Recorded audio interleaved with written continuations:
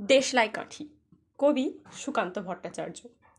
আমি একটা ছোট্ট দেশলাইয়ের কাঠি, এত নগণ্য হয়তো চোখেও পড়ি না, তবু যেন মুখে আমার উসখুস করছে বারুদ, বুকে আমার জ্বলে উঠবার দুরন্ত উচ্ছ্বাস। আমি একটা দেশলাইয়ের কাঠি।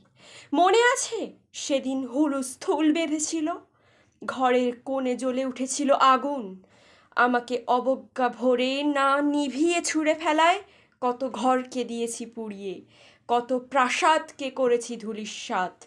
আমি একাই ছোট্ট একটা দেশলাইয়ের কাঠি।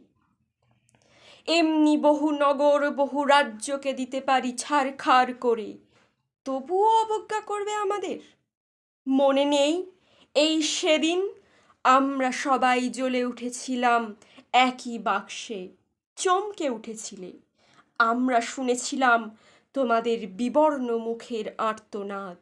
আমাদের কি অসীম শক্তি, তা তো তোমরা অনুভব করেছ বারংবার। তবু কেন বোঝো না আমরা বন্দি থাকবো না তোমাদের পকেটে পকেটে।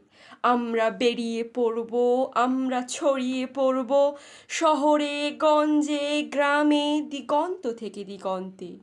আমরা বারবার জ্বলি নিতান্ত অবহেলায়, তা তো তোমরা জানোই।